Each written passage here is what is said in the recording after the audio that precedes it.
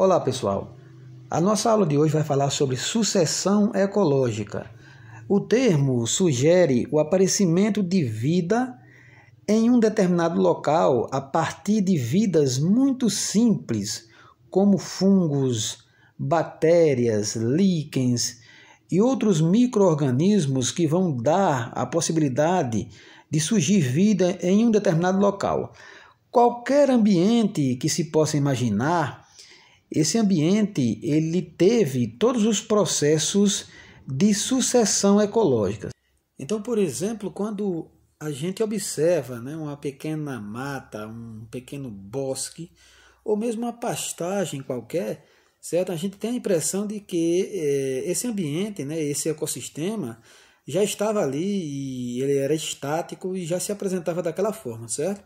Mas isso não se procede, porque todo esse ambiente ele passou por grandes alterações desde o começo da sua existência. Certo?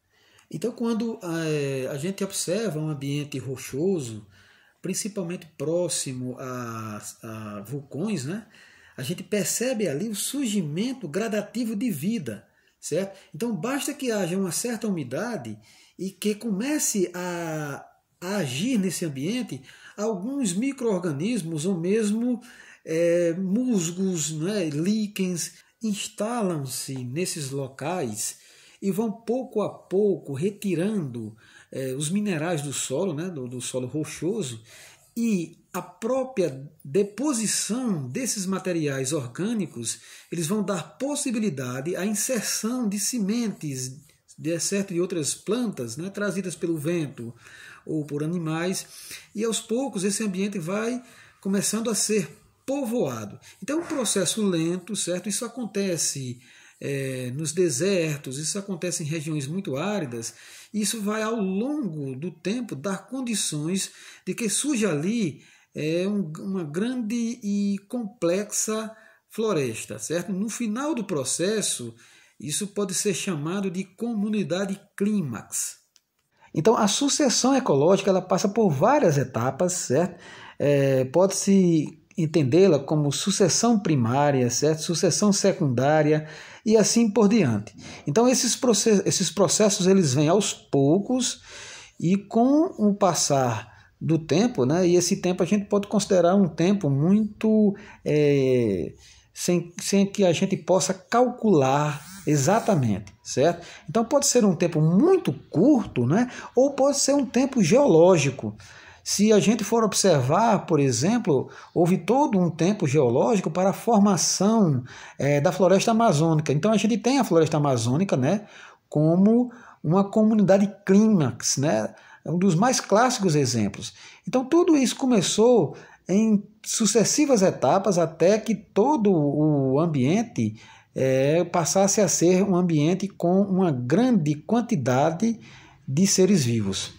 Então, para que um ambiente se torne passível de vida, ele tem que ser transformado, todo o ambiente tem que ser passado por processos de decomposição. Então, a presença dos fungos é imprescindível.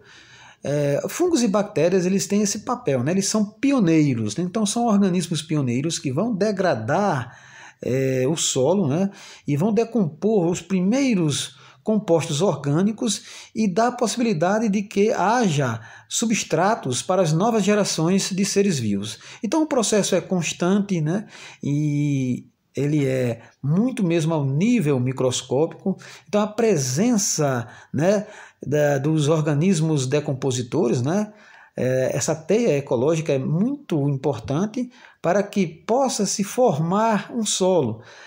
Quando, por exemplo, no princípio da formação geológica da Terra, a Terra era um planeta basicamente rochoso, certo? Então as intempéries, as ações da água, dos ácidos, das reações químicas dessa água com o solo, foi permitindo que o solo rochoso se transformasse num solo mais poroso, mais terroso, e isso ao ponto de que pudesse dar condições para que uma nova vida surgisse ali.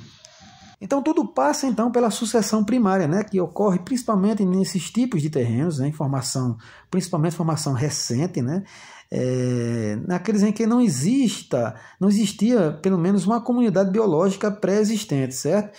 Então são locais como rochas nuas, dunas de areia, desertos, locais de lava recém-derramada, né? Lava já fria, certo? Então ali começa a haver deposições de micro-organismos que são de alguma forma trazidos até ali e começa-se a fazer todo o processo de preparação para as futuras gerações de vida. Então a fase final disso, né, é a chamada comunidade clímax, certo? Onde tudo está formado. O processo contrário pode acontecer, certo? Nós temos aqui essa exemplificação, né, de tudo como começou, os solos preparando e todas as espécies das pioneiras, né, passando todo pelo processo de sucessão primária e secundária até o estágio final. Isso pode ser também revertido, certo? Dependendo do que houver nesse ambiente. Então nós temos aqui o nome, né, dessas três fases. A essese, né, que é equivalente à sucessão primária, né?